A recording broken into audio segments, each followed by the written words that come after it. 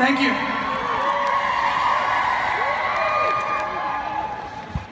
By show of hands, how many people here have no idea who I am? Raise it. Yep, that hurts. So with all those accolades and all the things that go on, I was aware of that situation. So what I'm gonna do for the first 10 minutes here is give you a little background. I apologize to those who have seen it a few times, but I think it matters because so many of you don't know who I am, and I think the biggest thing that matters to me is to create context with you, because once you understand where I come from, how I got to this moment, I think it's gonna deploy and matter to a lot of people in this room, and I think it maps to where I think the opportunity is for so many of you in the marketplace today. So, I was born in Belarus in the former Soviet Union. I came to the US when I was 3. I lived in a studio apartment with my family in Queens, New York. We were super poor. There was 8 family members in the studio. It was really tough. My dad got a bunch of side jobs. It was the late 70s for, this is a young crew, but the economy wasn't good. And my dad got a job as a stock boy in a liquor store in Clark, New Jersey. He eventually became the manager of that store, and we moved to Edison, New Jersey when he did that. I like this cheering everything. I can get into this. When I moved to Edison, I was 5'6". That's when I started my entrepreneurial career. When I was 6 years old, I had a 6 lemonade stand franchise, which meant I was good enough at selling, AKA manipulating my friends into staying behind the lemonade stands all day while I would go around and make signs and put them on trees. I'll get back to that in a minute. I used to ride my big wheels bike at the end of the day to pick up my cash like I was little Tony Soprano. So that was how it started. It was good. Actually, you know what? I think a lot of you would appreciate this. This is actually a better way to go. I always tell the story as that being my first business, because the truth is I'm actually embarrassed of the first business that I ever really did have. But 6 months prior to that business, I started a separate business, which was I went into people's yards, I ripped their flowers out of their yard, I rang their doorbell, and I sold it back to them. Great margin. And the reason I wanted to tell you this story is I'm about to get on the back end of this talk into a lot of warm and fuzzy feelings, a lot of community, a lot of technology, but I want to make sure everybody knows that I'm very grounded in being a salesman and a businessman. But I think there's a good way to do it and a bad way to do it. I think it's a bad way to bring people's flowers out and sell it to them. I think I got better along the way, and I think I continue to get better. To be very honest, in the competitive landscape that so many of you play in today, I actually do believe the good marketing and selling has become disproportionately valuable in a sea of bad, and it is the separating point. The problem is that 95% of this audience, and look, this is where I start getting unpopular. I did a lot of homework before I came to this talk, because I knew there'd be a lot of people, I was excited about it. So I've been doing some homework over the last 3 or 4 months, actually, following the hashtags, following your social media presence. And the truth is, punchline is I think 95% of the people here are just not working hard enough. I think a lot of people like to cry about stuff. Oh, Facebook changed the algorithm on you. Tough. It's the market. That's what happens. We'll get to that in a minute. My entrepreneurial career took a great shift when I was 12 and 13. When I was 12, 13, I was selling baseball cards in all the malls of New Jersey for all the 35 to 45-year-old males. Probably in this room, you might remember, big deal back then. It was the Pokemon Go of that moment, and it was great. And listen, when you're making $2,000 to $3,000 a weekend, and you're 14 years old, and you're putting $25,000 in cash under your bed, and you're not selling weed, you're doing a good job. So that was probably, my goal in life is to buy the New York Jets, which is going to cost me several billions of dollars, but I do believe that the richest I will ever be in my life is when I had $25,000 when I was 14, because you just don't know what to do with all that money. And so that was great, and then my dad ruined my life. At this point, my dad, very much my hero, with my mom. I am perfectly parented, a new book that I'm writing, How to Raise an Entrepreneur. My dad ruined my life. I was making $2,000, $3,000 a weekend, my own boss, living large, and turned 14, and oldest son, immigrant family, born in the old country. My dad now has a small liquor store in Springfield, New Jersey. As he saved up all his money and worked hard, he drags me into the business. And he pays me $2 an hour to bag ice for 15 hours a day. So, how many people here, by show of hands, saw the movie The Goonies? So for 2 years of my life, every weekend, every summer vacation, and I mean all of them. How many of you remember the last day of school, you would have a half day? Recall, right? My parents were so gangster, they would pick me up on my half day of the last school and drive me to the store to work. Like 0 days, 0 vacation days. I would work all the time, and for 2 of those years, the reason I referenced the Goonies, basically I was chained to the basement of my dad's liquor store like I was sloth. Finally, I turned 16, I was allowed upstairs, and something very interesting happened. It was the early-ish 90s. I started realizing people were getting into wine. And Wine Library was what I had in mind. What happened was my dad's store, Shoppers Discount Liquors, was in an affluent area of New Jersey, so people were coming and asking for wine even though we sold beer and liquor. And finally, somewhere around when I was 16, 6 months into being upstairs, somebody came in and asked for a bottle of wine. Then somebody else came in and asked for that bottle of wine. Then somebody else came in and asked for that bottle of wine. Finally, the 4th guy came in. I said, what's going on with this Caymus Cabernet? He said, it was just named the wine of the year by the Wine Spectator. I said, okay. People kept coming in, we were sold out, coming in. Finally, 20 people have come in. They're all coming in, we don't have it, they're leaving. Seems like a bad business model. I said to myself, you know what?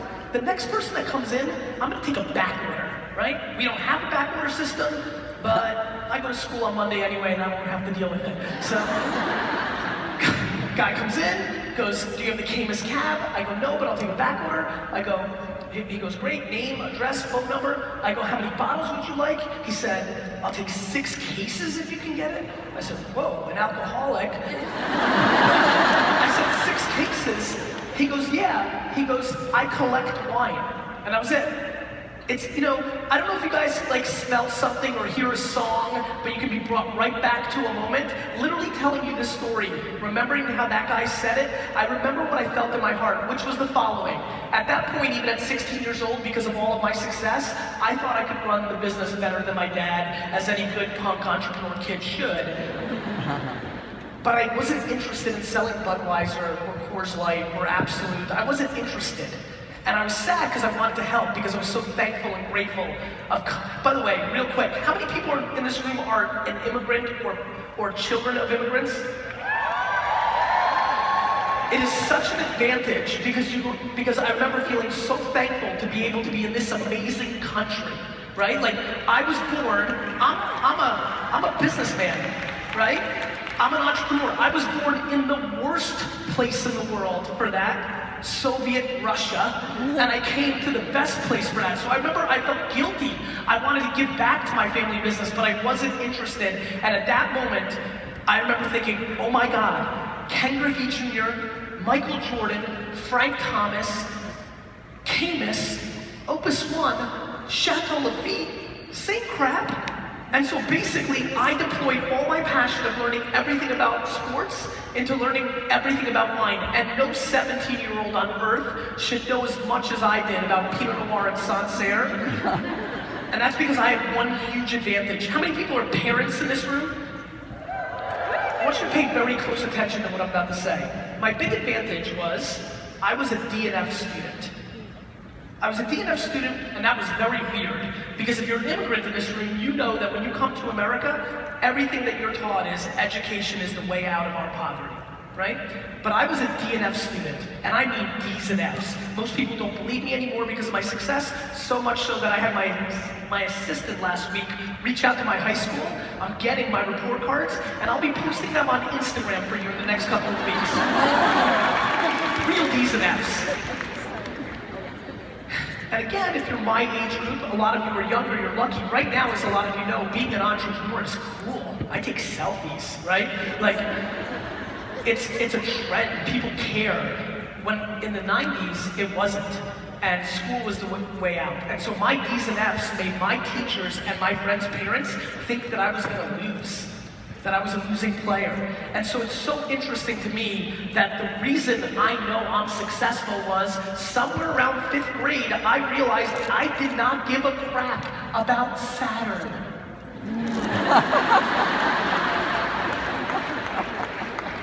Algebra wasn't gonna do it for me. And so what I did was I deployed and honed my skills at 12, 13, 14, 15, 16, 17. So by the time I fell in love with the notion of what that was gonna be, that was already ingrained in me. I thought I was gonna open up 8,000 wine and liquor stores, the Toys R Us of wine, sell the franchise, buy the New York Jets. Here's where the story starts getting relevant to you. I go to college, I'm playing Madden 95 in my dorm room. Dominating, by the way. My friend runs in, and he says, you have to come and see this. I finish my game, I walk into a room, and there are 8 18-year-old dudes hanging around a computer. Now, for a lot of the youngsters in this room, you don't recall this. I was 18 years old at this point, and probably spent less than 3 hours on a computer in my life. By being a DNF student and getting an F in computer class, I was able to stay off the computer, right? This is 1994. I go in this dorm room, there's 8 guys hovering around a computer. I hear for the first time in my life, coo-coo-ch. Remember that? My friend signs on. I say some profound thing like, is this the information superhighway? My friends load up an AOL chat room. They type in ASL. 35-year-olds in here. That was a snap back in the day. We talked to make pretend girls for 5 hours.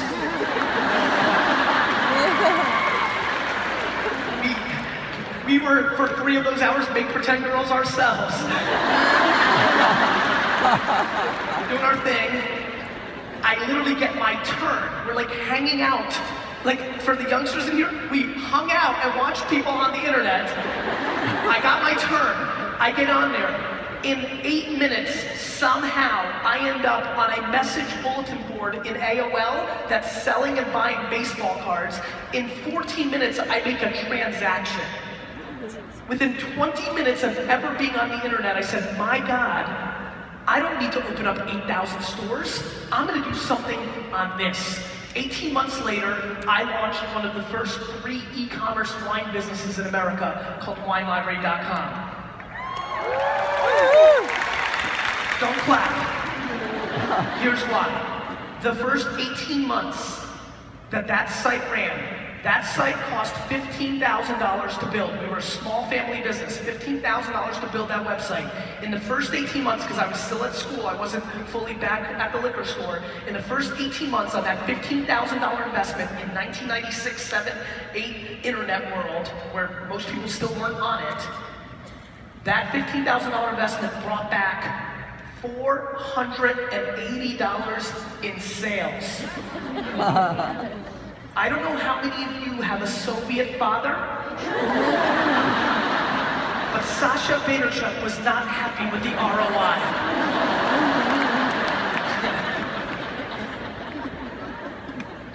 It was one of the more important lessons I've learned in business. The disproportional reason so many people in here will not win, let's just get right to the chase.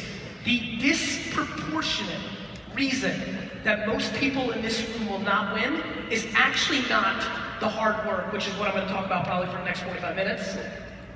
It's your lack of patience. For some unknown reason, when people go into ventures like this and other things, they somehow miraculously think it's going to happen in 5 minutes. that you're the one person in the world, whatever you guys call your big club and put posters of each other up on, you think you're gonna be in that circle in 5 minutes for some reason, because you're the most charismatic, you figured out some weird system, you've got it. And the lack of patience is what hurts so many people. And so, by losing so much money in those first 18 months, I had walking into a system that I had to be patient, I had to build, I had to work.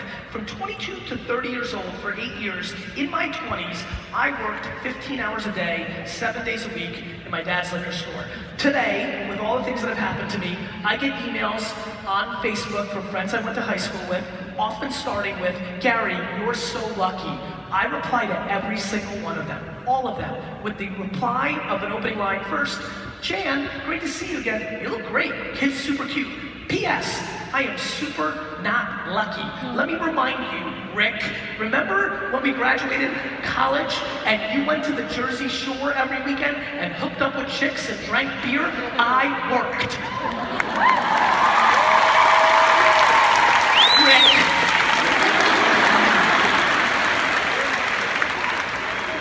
In those 15, 18 hours a day out of school, I grew my dad's business from a $3 to a $60 million business, which meant I was 27 years old running a $60 million business, and I was paying myself $54,000 a year. You know why? Because I'm patient. Because I don't need a cool watch. I don't need a fat whip. I want to build something. And one of the other biggest things that pisses me off about everybody that's been crying about the Facebook feed, let me tell you what happened when the Facebook feed changed. The single, follow me here, the single greatest advertising product in the last 50 years was built. But instead of taking $1,000 of the $6,000 you've made doing this and buying Facebook ads with it and then making $12,000, you cried. Thank you, have a nice night. Let me tell you how I built that business and what I want you to get out of this talk that brings you value. The only thing that we are all connected by, no matter what you do for a living inside of this game, other games, if you go on to do something else, you start a shoe company, remember this, if you remember anything from this talk, this is how you will win. I'm convinced it's been the same game for everybody. Patience, hard work, talent matters. Nobody's gonna watch your live stream if you suck crap. All those things matter. All those things matter. However, this is the one thing that is my religion in the game that I play that brings disproportionate value, which is the following.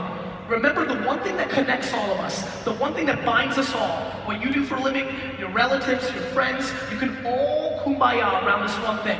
The only thing we all want and fight for is somebody's attention. We all have to get your attention. Before you tell me how great your system is gonna work, or how awesome and delicious your product is, or how great your abs are, before you do any of that, you need my attention. And what I do for a living is I day trade attention. I follow attention. And the funny thing about that game is you can't be romantic about where you want the attention to be. You just have to reverse engineer where it actually is. Let me explain. In 1997, when I launched WineLibrary.com, I went on a mission to collect every single person's email that ever walked into that liquor store. And if I was out and about at a baseball game, I asked for business cards and I want your email. And every day, all I cared about in the world was getting somebody's email to put them on Wine Library's email service. In 1998, I had 150,000 people on an email newsletter. How many people here have done email marketing in their career? Raise your hands. Hi. Quite a few, good. Listen to what I'm about to tell you. In 1997, I had 150,000 people on my email newsletter that had 91% open rates. Just to let everybody understand, right now if you're in the 30s, you're a hero. But it wasn't because I was so great in 1997 that my content was so great. It was that nobody else was doing email marketing. I understood where the attention was, and I understood that it was underpriced. While other people did direct mail and billboards and radio and did catalogs to your house, I understood that email was emerging. I was gonna gather. How many people had email back in 1998, 1999, 2000? Raise your hands. So for the youngsters, watch this. Do you remember how we treated email in 1998? We read every single email and every word like it was a goddamn letter. And because I had that attention, I was able to build a very big business. Then I moved on. There was something called Google. I looked at it, I saw this new ad product where if you searched for a wine, you could buy the first result. That was insane to me. I thought that was incredible. And so I bought the word wine and many other words like Cabernet and Pinot Noir the day Google AdWords started. How many people here have done Google AdWords in their career? Very nice. I owned the word wine the day Google AdWords started for 5 cents a click for 9 months before anybody bid me up. And that worked. And I kept going, and then my career took a massive change that I think will really impact a lot of people in this room if you follow this blueprint. There was a new website out that I was intrigued by. It was called YouTube. Everybody in the world was really not ready for online video. It hadn't happened yet. I've been wanting to play in that space. I finally saw this site, YouTube. It was a couple months old. There was not a single video on YouTube that had 1 million views yet. Period, on the whole platform. So 7 months after YouTube came out, I started Wine Library TV, which was the first time I was doing content, not advertising. And the premise of the show was very simple. I sat at my desk with 4 bottles of wine, and I had somebody videotape me drinking it for 20 straight minutes. It was a great gig. And somehow a year later, hundreds of thousands of people watched me taste wine and give my thoughts. And what I did was I understood the wine business at that point. I understood my craft at that point. How many people here have a friend or relative that is fairly into wine? Raise your hands. So you guys know exactly what I know, which is the second somebody gets just a little bit of wine knowledge, they become a straight jerk off. You're drinking the wrong year, shut up. So what I did was, by knowing that, I talked to people about wine instead of down to them. I talked about wine the way it actually smelled and tasted to me instead of the words on the back of the label. I called wines, this reminds me of what a racquetball smells like when you first open the container. Or if I ate an entire pack of Big League Chew and swallowed it, this is what this tastes like. Or when it didn't go as well, if you were at a farm and a sheep farted in your face, this is what this wine tastes like.